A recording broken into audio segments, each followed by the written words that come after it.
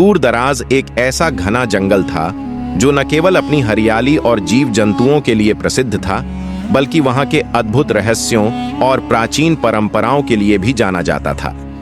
इस जंगल में तरह तरह के जीव रहते थे, मगर दो सबसे शक्तिशाली प्राणी, एक था शेर, जंगल का राजा, और दूसरा था एक रहस्यमयी 100 वर्षों से जीवित रहने वाला सांप, जिसका नाम था कालनाग। कालनाग साधारण सांप नहीं था, वह एक दिव्य नाग था जिसके पास तप से प्राप्त शक्तियां और आंखों में ऐसी चमक थी कि अंधेरे में भी उसकी उपस्थिति का आभास हो जाता। कहा जाता था कि उसने एक बार शिव जी की तपस्या की थी और वरदान में उसे एक रक्षक बनने की शक्ति मिली थी, जंगल के संतुलन का रक्षक। शेर, जिसे सब सिंहराज कहते थे, उस जंगल पर वर्षों से राज कर रहा था। वह शक्तिशाली, साहसी और गर्व से भरा हुआ था। उसकी दहाड़ से पेड़ पौधे तक कांप जाते थे। उसका कानून था, जो कमजोर है वह शिकार है और जो ताकतवर है वही राजा। पहली टक्कर एक दिन सिंहराज अपने गार्डों के साथ जंगल के दक्षिणी भाग में गया। वह इलाका जहां पर कोई भी जानवर बिना अनुमति के कदम नहीं रखता था। वहां पर एक सुंदर हिरण था जो पानी पी रहा था। शेर ने छलांग लगाई और हिरण को मार गिराया। उसके पंजों में हिरण का खून अभी भी ताजा था जब अचानक एक सर्पिल आकृति उसकी आंखों के सामने फुफकारने लगी। ये इलाका मेरा है, एक गंभीर और धीमी आवाज आई। यहां शिकार की इजाजत नहीं। शेर ने देखा, सामने खड़ा था कालनाग। उसका फन उठ हुआ था, आंखों में ज्वाला थी और उसकी पूरी देह तनाव से भरी हुई। तू मुझे रोकेगा नाग? शेर गुर्राया। मैं नहीं, नियम रोकते हैं, कालनाग ने शांत स्वर में कहा। यह जंगल सबका है और दक्षिणी हिस्सा संतुलन का प्रतीक है।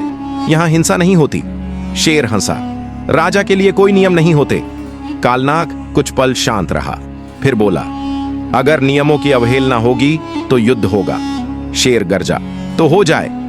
जंगल में सनसनी दोनों की टक्कर की खबर जंगल में फैल गई। चिड़ियों ने आकाश में उड़ान भर ली, बंदरों ने पेड़ों पर चिल्लाना शुरू किया और जंगल के हर कोने में डर की लहर दौड़ गई। सभी जानवर जान गए कि अब एक भीषण युद्ध होने वाला है। ऐसा युद्ध जिसमें सिर्फ ताकत नहीं, बल्कि चालाकी, शक्ति और आत्मबल की परीक्षा होगी। कई बुजुर्ग जानवरों ने बीच बचाव की कोशिश की, मगर दोनों ही अपनी जगह अड़े रहे। सिंहराज का मानना था कि वह जंगल का इकलौता राजा है और कालनाग को उसकी शक्ति स्वीकार करनी ही होगी। वहीं कालनाग का मानना था कि जंगल का संतुलन सबसे बड़ा नियम है और कोई भी, चाहे वह कितना ही शक्तिशाली क्यों ना हो, उस संतुलन को बिगाड़ नहीं सकता। तैयारियां और चुनौतियां। अगले दिन दोनों ने एक तय स्थान पर लड़ने का निर्णय लिया, नदी किनारे की चट्टानों के पास, जहां से पूरे जंगल को दोनों की लड़ाई दिखाई दे सके। सिंहराज ने अपने पंजों की धार तेज की, अपने गार्ड्स को तैनात किया और भूख प्यास छोड़कर खुद को तैयार किया। वहीं कालनाग ने नदी के पास ध्यान लगाया, अपनी ऊर्जा को संचित किया और अपने पुराने ज्ञान को याद किया। वे मंत्र, वे गति की विधियां जो उसने वर्षों पहले सीखी थीं। इस लड़ाई में कोई नियम नहीं थे, सिर्फ एक अंतिम जीवित विजेता ही राजा कहलाएगा। महायुद्ध का आरंभ, अंततः वह घड़ी आ गई। सूरज डूबने की कगार पर था और उसकी नारंगी किरणें चट्टानों पर पड़ रही थीं। हवा में अजीब सी गंध थी, जैसे प्रकृति भी भयभीत हो। शेर गरजा और मैदान में उतरा।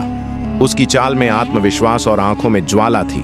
वहीं दूसरी ओर कालनाग धीरे धीरे अपनी पूंछ सरकाते हुए सामने आया, शांत मगर बेहद घातक। पहला हमला शेर ने किया। उसने हवा में छलांग लगाई और पंजा घुमाते हुए कालनाग की ओर झपटा, मगर नाग ने अपनी गति से पीछे हटकर वार को चकमा दे दिया। यह लड़ाई सिर्फ बल की नहीं थी, यह गति बनाम शक्ति की लड़ाई थी। कालनाग ने अपने फन से वार किया, मगर शेर ने अपनी गर्दन झुकाकर उसे छूने नहीं दिया। फिर नाग ने एक विशेष चाल चली।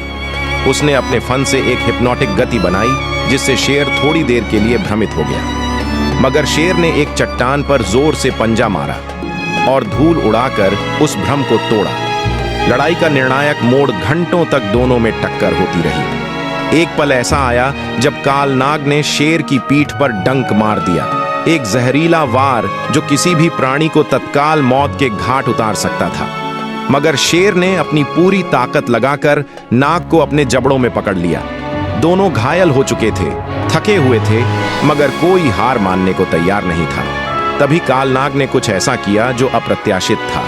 उसने जहर का उपयोग न करते हुए अपनी आखिरी ऊर्जा से शेर की आंखों में देखा और कहा, अगर तुझे राजा बनना है तो जंगल की रक्षा कर। राज करने का मतलब डर फैलाना नहीं, संतुलन बनाए रखना है। शेर कुछ पल चुप रहा। उसकी सांसें तेज थीं, मगर उसके भीतर कुछ बदल रहा था।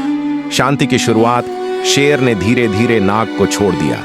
जमीन पर गिरा कालनाग घायल था, मगर मुस्कुरा रहा था। शेर ने उसकी ओर देखा और कहा, मैं जंगल पर राज करना चाहता था, मगर आज मैंने जाना कि असली राजा वही है जो अपने जंगल को बचाता है, न कि उसे जीतता है। उस दिन से शेर ने अपना व्यवहार बदल लिया।